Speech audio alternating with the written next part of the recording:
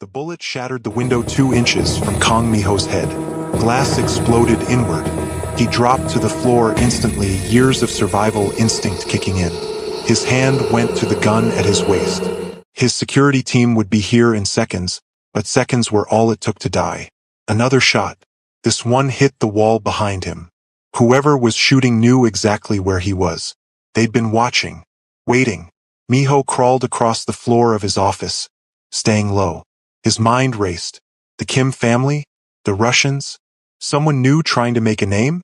It didn't matter right now. What mattered was getting out alive. He reached the panic button under his desk and slammed it. Alarms screamed through the house. Steel shutters began rolling down over every window. His security team burst through the door, weapons drawn.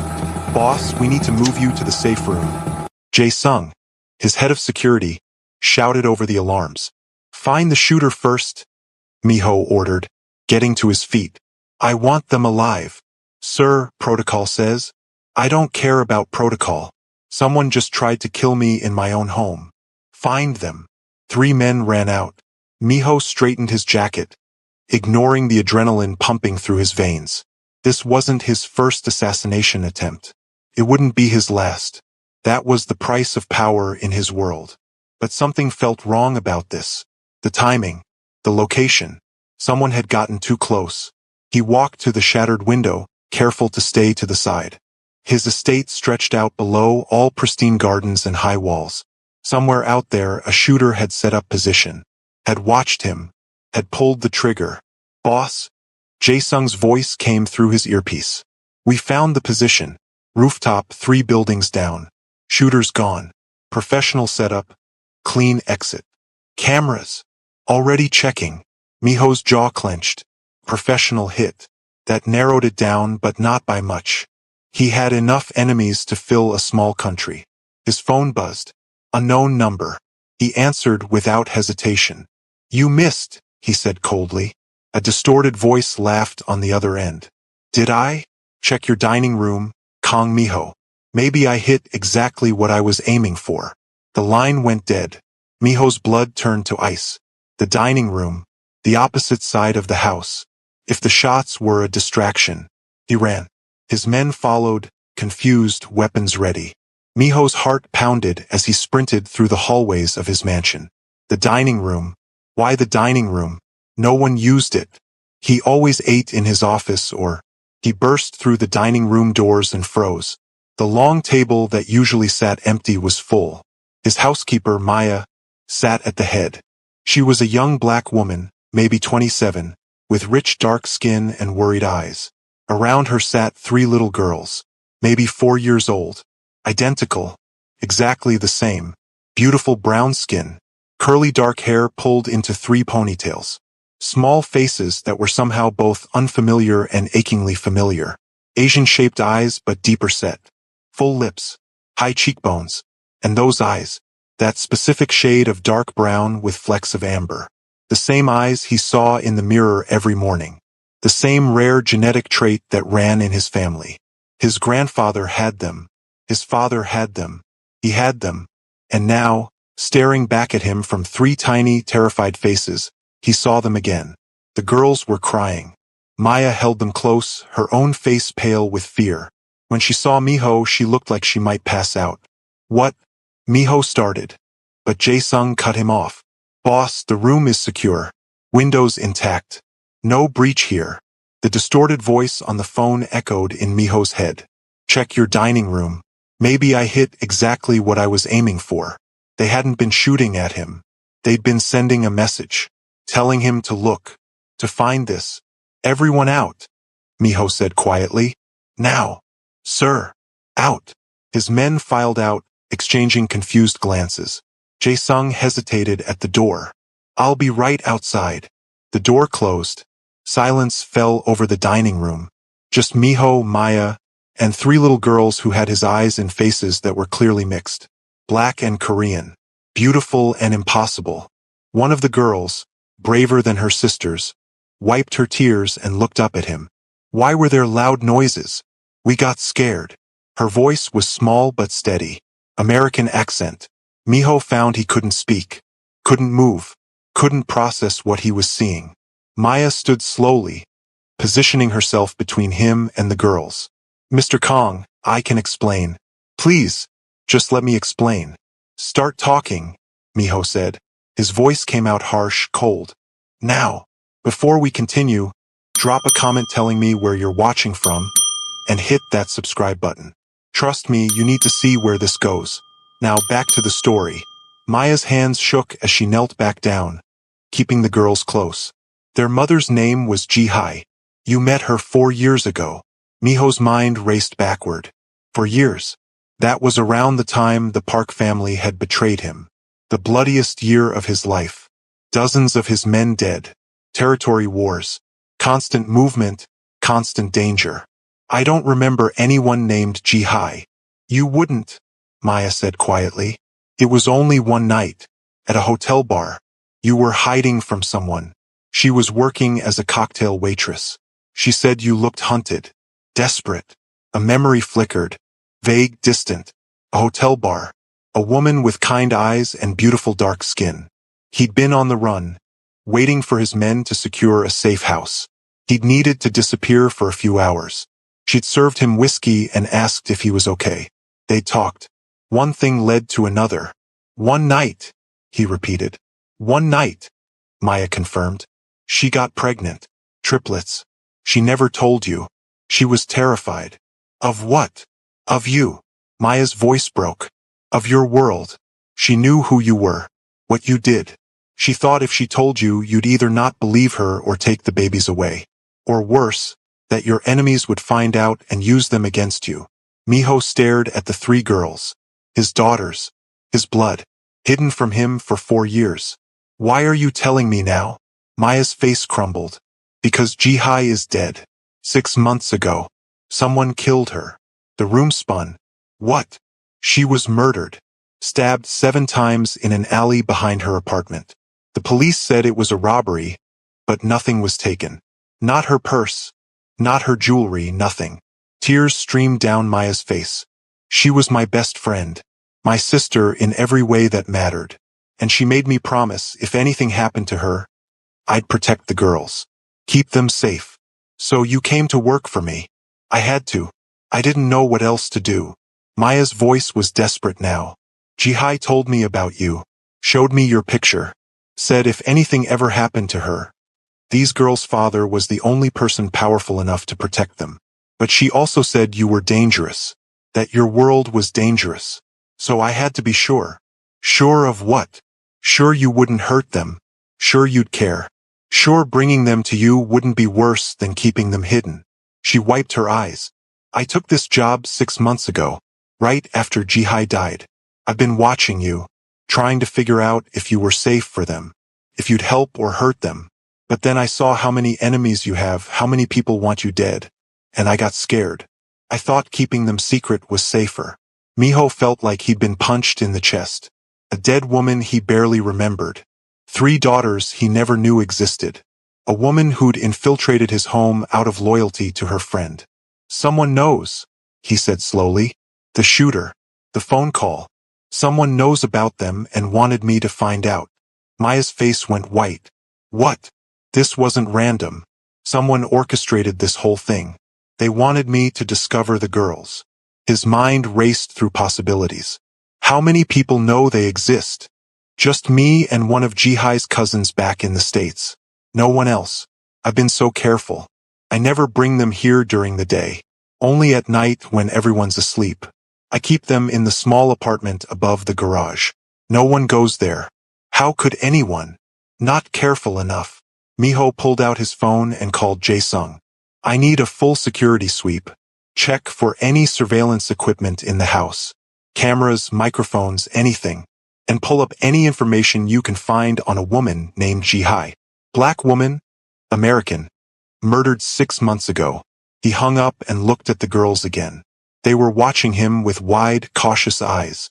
The brave one still had tears on her cheeks, but she wasn't crying anymore. She studied him like she was trying to figure him out. What are their names? He asked. Maya wiped her eyes. Hannah, Yuna, and Mina. Ji-hai gave them Korean names because of you. Hannah is the oldest by 2 minutes. Yuna is in the middle. Mina is the youngest. Hannah, Miho said, looking at the brave one. She nodded. Of course she was the oldest. She had that protective instinct already even at 4. Are you our daddy? Hannah asked suddenly. The question hit him harder than any bullet ever had. Maya gasped. Hannah, we talked about this. Mama Jihai said we have a daddy somewhere. Hannah continued, ignoring Maya. She said he didn't know about us because she was scared. Are you him? You have the same eyes as us. And Maya said you're Korean like half of us. Miho crouched down, bringing himself to eye level with them. Up close, the resemblance was undeniable. They had his eyes, his nose, the shape of his face mixed with their mother's features. His genes stamped all over them alongside hers. Beautiful Blasian faces staring back at him. Yes, he said quietly.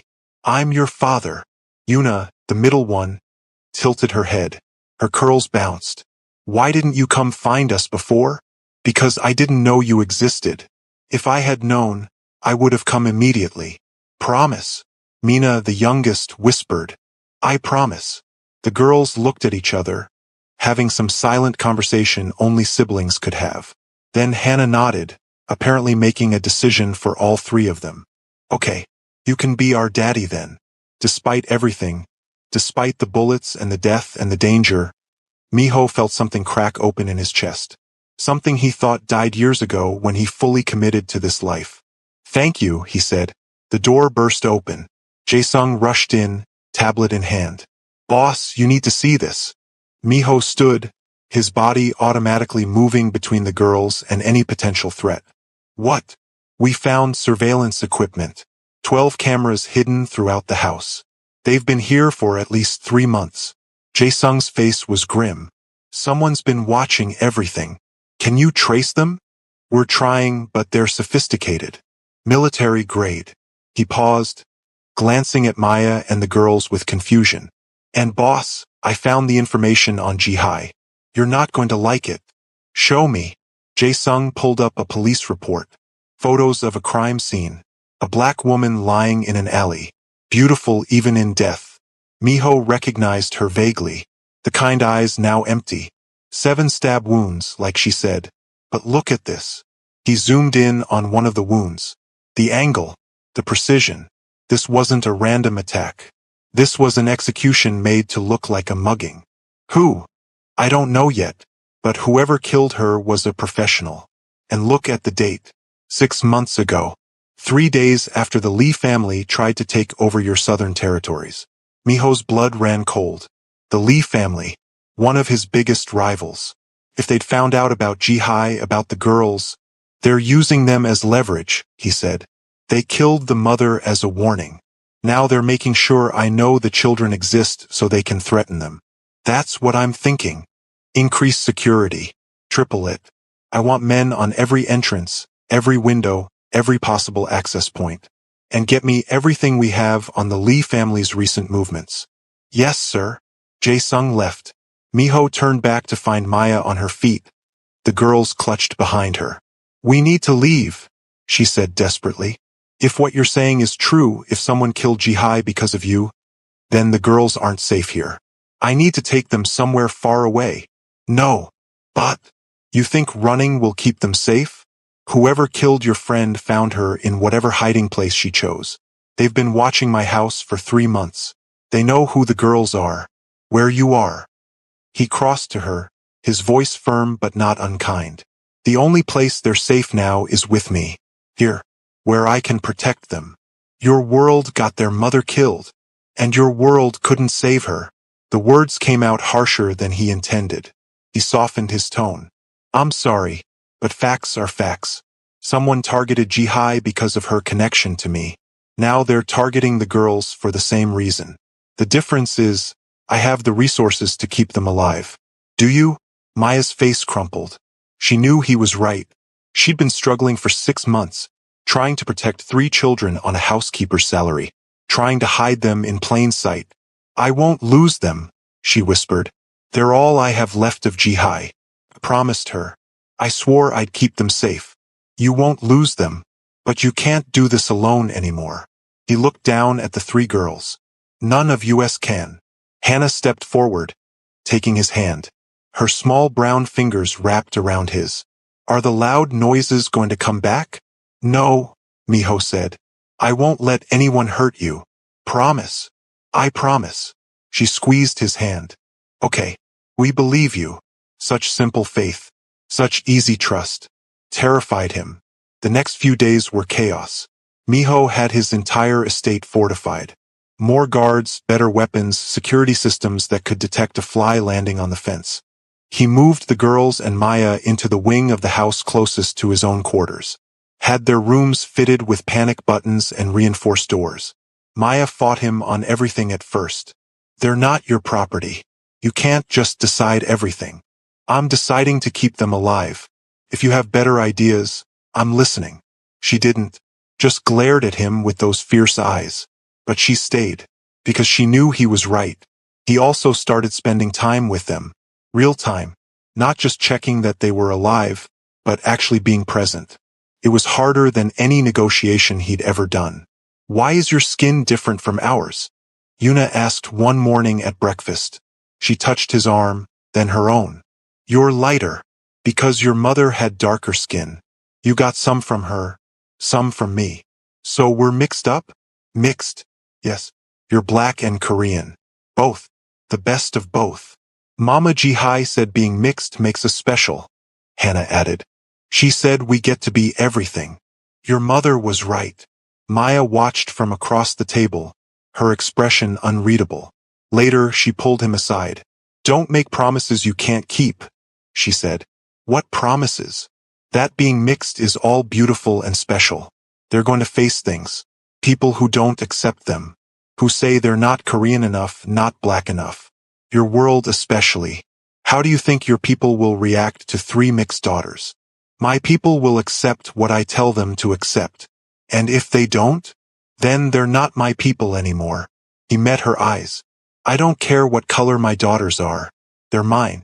Anyone who has a problem with that can take it up with me. Something shifted in Maya's expression. Respect, maybe, or surprise. Mina, the quiet one, barely spoke, but she watched everything. Her eyes tracked every movement, every person who came and went. She reminded Miho of himself as a child. Always observing, always calculating. Hannah, the brave one, asked a million questions. Why did he work at night? Why did scary men come to talk to him? Why did everyone call him boss? Why didn't he smile more? Because there's not much to smile about, he'd answered honestly. That's sad, Hannah had said. You should smile more. Mama Jihai said smiling is free medicine. He tried. His face didn't remember how. But the biggest surprise came a week after the shooting. Miho was in his office, reviewing security footage, when Hannah walked in. Alone. Maya usually kept them close, but somehow she'd slipped away. Hi, she said, climbing into the chair across from his desk. Her curls bounced as she settled in. Hi, does Maya know you're here? No, I'm sneaky. She grinned, proud of herself. I wanted to talk to you. About what? She folded her hands on the desk, suddenly serious. About the bad men. Miho's attention sharpened. What bad men? The ones who came to see Mama Jihai before she died. Every nerve in his body went on alert. Tell me everything. Start from the beginning. Hannah took a breath. We lived in a small apartment. It was cozy. Mama worked a lot, but she always came home and did our hair and read us stories. One day, 2 men knocked on the door. Mama told us to go in the bedroom and be very, very quiet. But I peeked through the crack. Did you see the men? Yes. One was tall with a scar on his face. Asian like you. The other was shorter and mean-looking. Also Asian. What did they want? They were asking Mama questions. About you. About if she ever saw you. If she told you about us. Mama said no to everything. She said you didn't even remember her and that she never wanted to see you again. But they didn't believe her. Miho's hands clenched into fists. What happened then? The tall one grabbed Mama's arm. Hard. She cried out. He said she better be telling the truth. That if Kong Miho found out about the 3 mixed girls, it would be bad for everyone. Especially for the girls. Then they left. Hannah's eyes filled with tears. 2 days later, Mama didn't come home. Maya came instead and said Mama went to heaven. Hannah, Miho said gently, why didn't you tell Maya this before? Because I was scared. And Maya said not to talk about Mama to anyone. She said it was safer if we pretended to forget. Hannah wiped her eyes. But I can't forget. I remember everything. Every single thing I see and hear. My brain keeps it all like pictures. Everything. Everything. Maya says it's a gift, but sometimes it feels bad. Because I remember Mama's face when that man hurt her. I remember everything. Photographic memory. 4 years old. Miho's mind raced with the implications. Can you describe the men again? Every detail you remember. Hannah nodded and proceeded to give a description so detailed it was like she was reading from a photograph. Height, weight, clothing, scars, even the brand of watch one of them wore. The color of their shoelaces. A tattoo on one man's wrist. When she finished, Miho called Jae-sung immediately. Get in here. Now. His head of security arrived in seconds. Miho had Hannah repeat everything she'd told him. Jae-sung's face went dark. The descriptions matched two Lee family enforcers. Kim Sung-ho and Park Dae-young. Known for intimidation and cleanup work. Find them, Miho ordered. I want them alive. I want to know everything they know about who ordered the hit on Ji-hai. Yes, sir. After Jae-sung left, Miho looked at Hannah. She sat in the big chair, looking small and scared and far too young to have witnessed what she had. You're very brave, he told her. And very smart. What you just did will help me find the people who hurt your mother. Will you hurt them back? He could lie. Should lie. She was 4 years old. But something about those knowing eyes made him tell the truth. Yes. Good. Her little face was fierce. They were bad. They made Mama scared. Nobody should make Mamas scared. Nobody should, he agreed. Will you make us scared? Never. Maya is scared of you sometimes. I can tell. I know. I'm trying to fix that. You should smile at her more. That's what Mama Ji-hai did when we were scared. She smiled and it made everything feel better. Out of the mouths of babes. I'll try, Miho said. Okay. Hannah climbed down from the chair. I'm going to go play now. We're having a tea party. You can come if you want. Maybe later. Okay. Bye, Dragon Daddy. She skipped out. Miho sat in silence, processing everything. His 4-year-old daughter had just provided intelligence that his entire security team couldn't get. She had a photographic memory that could be incredibly useful or incredibly dangerous depending on who knew about it. And she trusted him. Despite everything. Despite the violence and the danger and the world he lived in. She trusted him. He couldn't fail her. Couldn't fail any of them. His phone buzzed. Another unknown number. He answered. Did you like our gift? The same distorted voice from before. If you touch them, I'll burn your entire family to the ground, Miho said calmly. So protective already. How sweet. But you should know something, Kong Miho. Those girls? They're not just your weakness. They're your liability. Mixed-race daughters from a dead woman. Everyone knows now. Everyone knows how to hurt you. Then everyone will learn what happens when they try. We'll see. The voice laughed. By the way, you might want to check on the middle one. Yuna. Isn't it? Such a sweet child with those pretty curls. It would be a shame if something happened to her. The line went dead. Miho was running before his conscious mind caught up. He tore through the house, his heart in his throat. The girls' room. He had to get to the girls' room. He burst through the door to find Maya on the floor, unconscious. Blood trickled from a wound on her head. Hannah and Mina were huddled in the corner, crying. Yuna was gone. If you're hooked on this story, hit that like button and subscribe. Drop a comment telling me what you think happened to Yuna. Now let's find out. Where is she? Miho demanded, dropping to his knees in front of Hannah and Mina. Where's your sister? A man came through the window, Hannah sobbed. He grabbed Yuna and jumped back out. Maya tried to stop him, but he hit her really hard. Miho's blood turned to ice. They'd taken her. Right out of his house.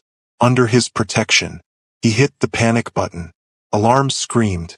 Within seconds, Jae-sung and a dozen armed men filled the room. Get a medic for Maya. Now. and lock down the entire estate. No one in or out. Someone just kidnapped my daughter. Chaos erupted. Men ran in every direction. Medics rushed in to treat Maya. Miho scooped up Hannah and Mina, holding them close. Their curly hair pressed against his chest as they sobbed. "I've got you," he said. "You're safe." "But Yuna's not," Hannah cried. "The bad man took Yuna. I'll get her back. I promise." His phone buzzed again. A video message this time. With shaking hands, he opened it. Yuna sat in a dark room, crying. Her curls were messy, her face streaked with tears. A man stood behind her, face covered. His voice came through distorted. "You have 24 hours to transfer complete control of your southern territories to the Lee family. If you don't, the girl dies. If you call the police, she dies. If you try to find us, she dies. Do exactly what we say, and maybe she lives. Maybe." The video ended. Rage filled every cell of Miho's body. Pure, focused rage. They'd taken his daughter, his child, his blood. They were dead. Every single one of them. But first, he had to get Yuna back. "Get everyone in the war room," he ordered Jae-sung. "Call in every favor we have. I want the Lee family's locations, their patterns, everything. And get me a direct line to Lee Jin-woo." "Boss, if we contact them directly." "Do it." 10 minutes later, Miho sat in his war room surrounded by his top men. Monitors showed live feeds from across the city. Surveillance on known Lee family properties. Traffic cameras. Everything. Maya was there too.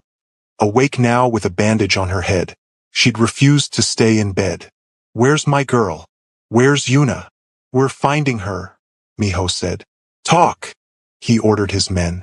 One of his intelligence officers pulled up a map. "The Lee family has 6 known properties. 3 in the city, 3 outside. Based on the video's background noise and lighting, we think they're holding her in the warehouse district. Probably the old textile factory they bought last year."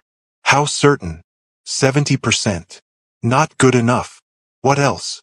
"We've been monitoring their communications. There's been a lot of chatter in the last hour. They're expecting you to move. They've doubled security on all their properties." Jae-sung leaned forward. "Boss, this could be a trap. They take one girl, demand the territories, and when you show up to negotiate, they take you out. Get all 3 girls and eliminate you in one move." "I know.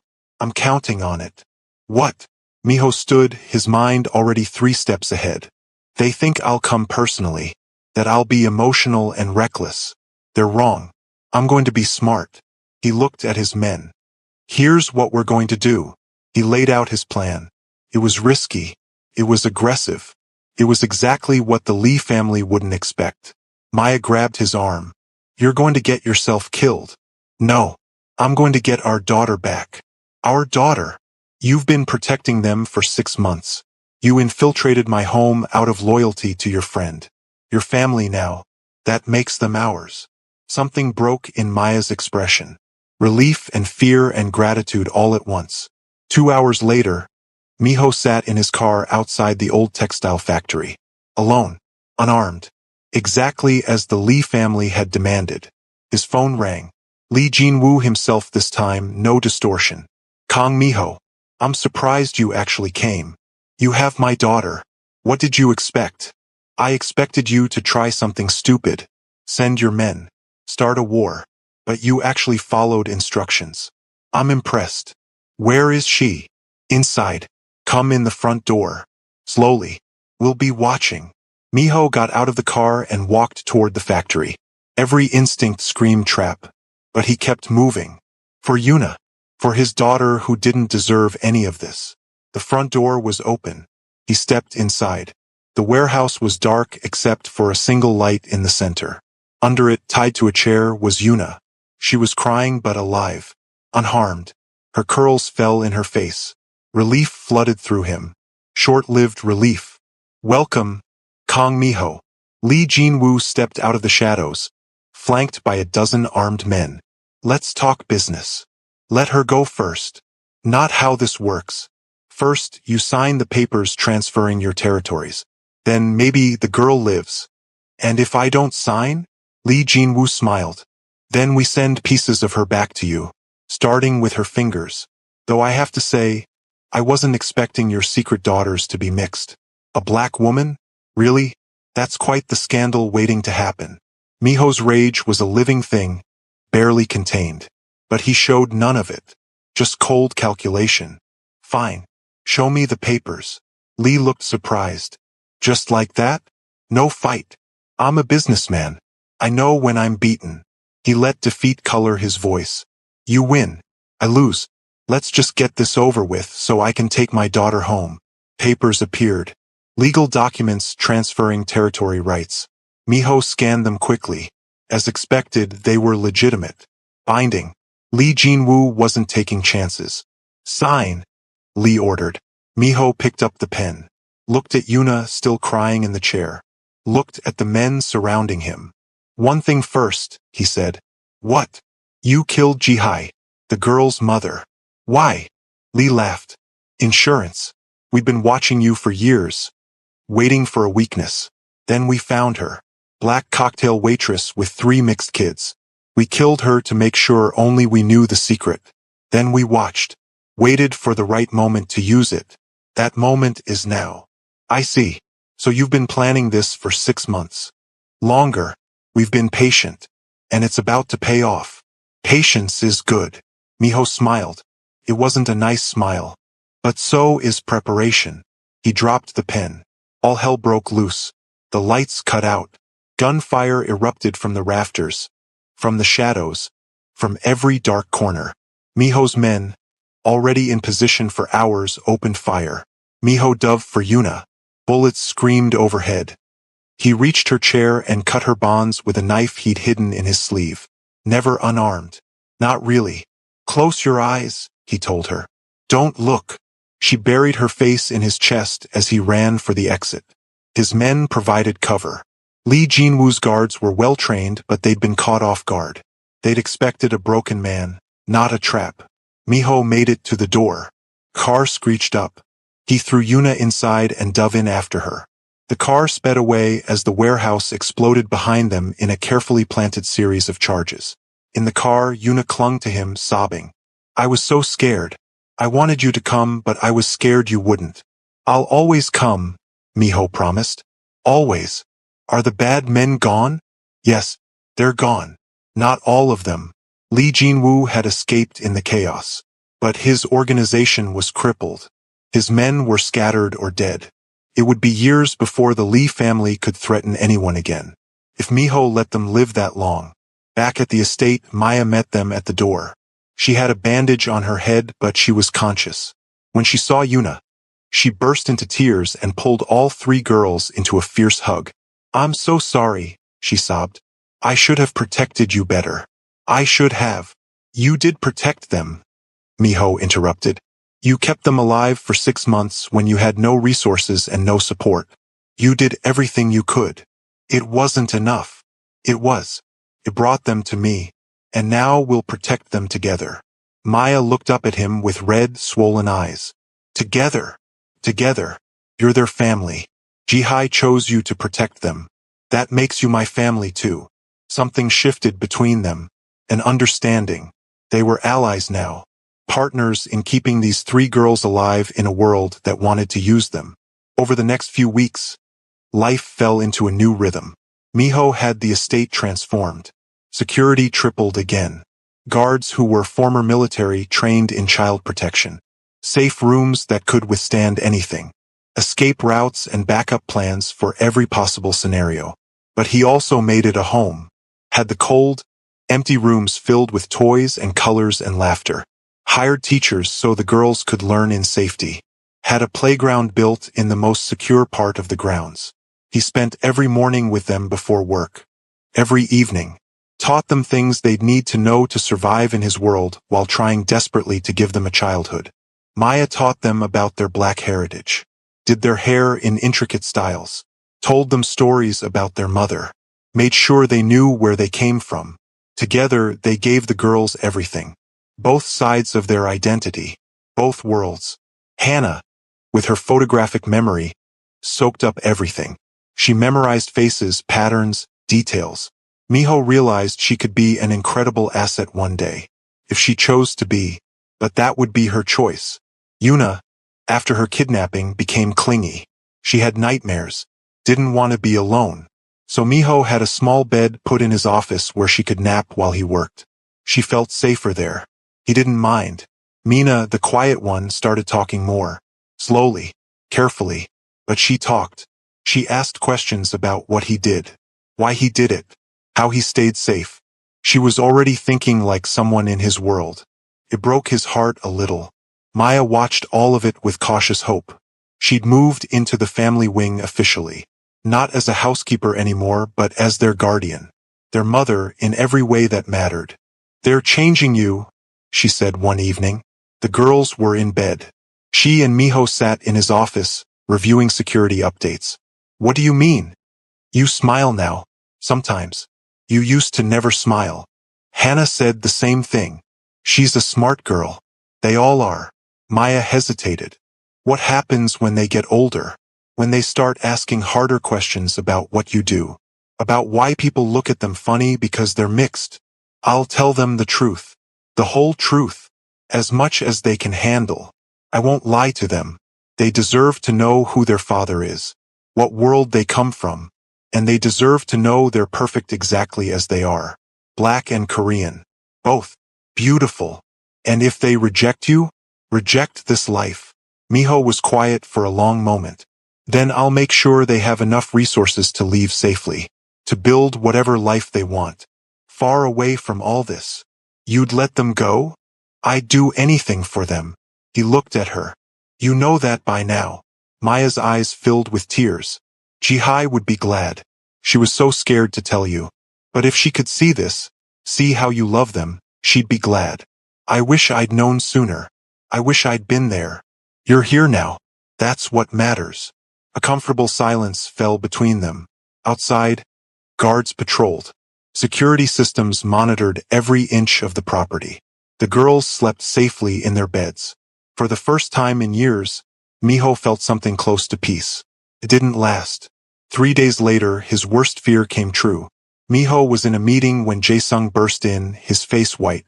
"Boss, we have a problem." "What?" "It's Mina. She's sick. Really sick. We called the doctor, but he says she needs to go to the hospital. Now." Miho was moving before he finished speaking. He found Mina in her room. Barely conscious. Burning with fever. Maya held her, terrified. "How long?" Miho demanded. "She started feeling bad this morning," Maya said. "I thought it was just a cold. But then she got worse so fast." The doctor, a man on Miho's payroll who treated more bullet wounds than fevers, checked her vitals. "Her heart rate is irregular. Her breathing is labored. This isn't a cold. She needs a hospital with pediatric specialists." "Then let's go." "Boss," Jae-sung said carefully. "If we take her to a hospital, people will see. Questions will be asked. Her existence will be exposed." "I don't care." "But," "I said I don't care." Miho's voice was sharp enough to cut. "My daughter is dying. Nothing else matters. Get the car." They moved fast. Mina wrapped in blankets in Miho's arms. Maya and the other 2 girls close behind. A convoy of vehicles providing security. At the hospital, money and influence got them a private room immediately. Specialists were called in. Tests were run. Miho paced the hallway like a caged animal. This was worse than any gunfight. Any negotiation. He couldn't threaten death into submission. Couldn't buy off disease. He was powerless. And he hated it. After what felt like hours, the doctor emerged. "Mr. Kong, we need to talk." They moved to a private office. Maya came too, leaving Hannah and Yuna with guards. "What's wrong with her?" Miho asked. The doctor pulled up scans on a computer. "Your daughter has a congenital heart defect. Specifically, ventricular septal defect with complications. There's a hole in the wall between her heart's lower chambers." Maya gasped. "How is that possible?" "She's been fine. No problems. VSD can be asymptomatic for years, but stress, illness, or just growth can make it worse. In Mina's case, the hole is getting bigger. Her heart is working too hard to compensate." "What do we do?" Miho asked. "She needs surgery. Soon. Within the next few months at most." We'll need to patch the hole, possibly replace some valves depending on the damage. It's a complex procedure, but the success rate is good. How good? 85 to 90% with a skilled surgical team. 10 to 15% chance of death. Miho heard nothing else. What does she need? Best surgeons in the world. I'll pay anything. I'll fly anyone here or take her anywhere. The best pediatric cardiac surgeon in Korea is Dr. Park Sun-hee. She's here in Seoul. She's done hundreds of these procedures. I can call her. Call her. Now, tell her whatever she wants, she gets. Money, resources, anything. Just save my daughter. The doctor made the call. Dr. Park agreed to consult the next day. Until then, Mina would be stabilized and monitored. Miho went back to her room. She lay in the hospital bed, so small and pale. Her brown skin looked ashen. Her curls spread across the white pillow. Tubes and wires connected her to machines that beeped steadily. Hannah and Yuna sat on either side, holding her hands. When they saw Miho, they looked up with terrified eyes. Is Mina going to die? Hannah asked. The question punched him in the gut. No, we're going to fix her heart. Make her all better. Promise. I promise. But promises didn't matter to biology. To defective hearts and complicated surgeries. He could promise all he wanted. It didn't mean he could deliver. Maya pulled him aside later that night. The girls were finally asleep. Hannah and Yuna curled up on a couch in Mina's room. I knew, Maya whispered. What? About Mina's heart. Jihai found out when the girls were 2. She was saving money for the surgery, but she died before she had enough. Tears streamed down her face. I've been trying to save up too. But on my salary it would have taken years. I didn't know how to tell you. Didn't know if you'd care or if you'd just what? Let her die. He wasn't angry, just tired. What kind of monster do you think I am? I don't know anymore. A month ago you were just a name. A dangerous man who I had to protect the girls from. Now you're their father. You care about them. You're trying. It's confusing. Welcome to my world. I've been confused since the day I found out they existed. He looked through the window at his daughters. But one thing I'm not confused about. I will do whatever it takes to keep them alive. All of them, no matter what it costs. The surgery is expensive, even with insurance. I don't care about the cost. I care about results. Mina will have the surgery. She'll have the best care. And she'll survive. He said it like he could will it into existence. Like his determination alone could change medical outcomes. Maybe it could. He'd beaten worse odds before. The next day, Dr. Park Sun-hee arrived. She was a woman in her 50s, sharp-eyed and confident. She reviewed Mina's scans and examined her thoroughly. The defect is significant but reparable, she said. We'll need to do open heart surgery. Repair the hole, possibly replace a valve. Recovery will take months. But if all goes well, she'll live a normal, healthy life. And if things don't go well? Miho asked. Complications could include infection, blood clots, or heart failure. In the worst case, we could lose her on the table. Brutal honesty. He appreciated that. When? I can schedule it for next week. But Mr. Kong, you need to understand. This is one of the most stressful surgeries for a parent to endure. You'll be helpless. All you can do is wait and hope. Are you prepared for that? No. He wasn't prepared to sit and do nothing while his daughter's chest was cut open, while her heart was stopped and restarted, while she balanced on the edge of life and death. But he'd do it. For her. Schedule it, he said. The next week was hell. Miho tried to keep things normal for the girls. Hannah and Yuna knew something was wrong, but he downplayed it. Told them Mina would have a special procedure to fix her heart and then she'd be all better. They didn't fully understand. They were 4 years old. How could they? Mina herself was quiet. More than usual. Like she knew something big was coming. The night before the surgery, Miho sat with all 3 girls in Mina's hospital room. They'd been moved to a private suite. More space, more comfort. Money couldn't buy health, but it could buy everything else. Tell us a story, Yuna asked. What kind of story? A dragon story, Hannah said.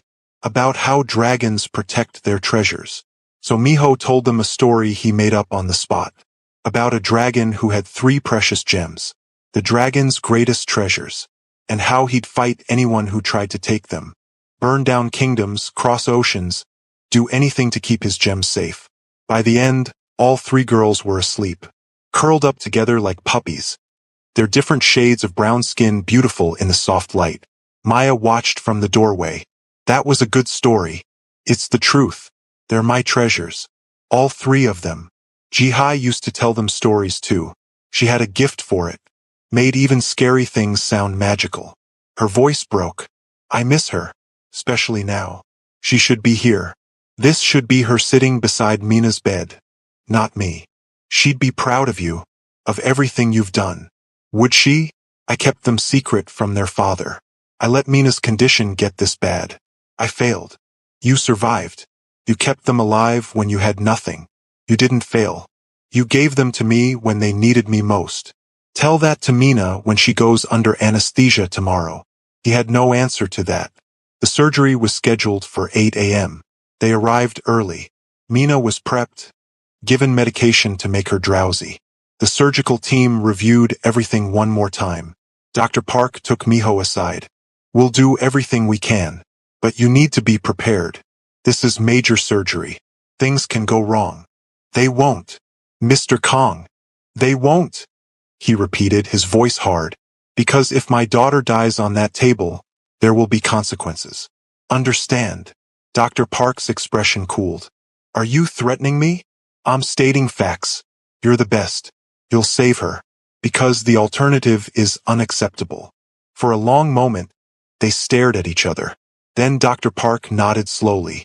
I'll do my best. That's all I can promise. Your best will be enough. It had to be. They wheeled Mina away. She looked so small on the gurney, so fragile. Her curls spread across the pillow. She waved at them with one tiny hand. Bye, Dragon Daddy. Bye, Mama Maya. Bye, sisters. Then she was gone through the double doors. Waiting was torture. Hours crawled by. Miho paced. Maya sat with Hannah and Yuna, reading them stories, playing games, anything to distract them. His phone buzzed constantly. Business didn't stop because his world was falling apart. But he ignored it all. Nothing mattered except the girl in surgery. For hours. 5, 6. Finally, Dr. Park emerged. She looked exhausted but satisfied. It's done. The surgery went well. We repaired the hole, reinforced the surrounding tissue.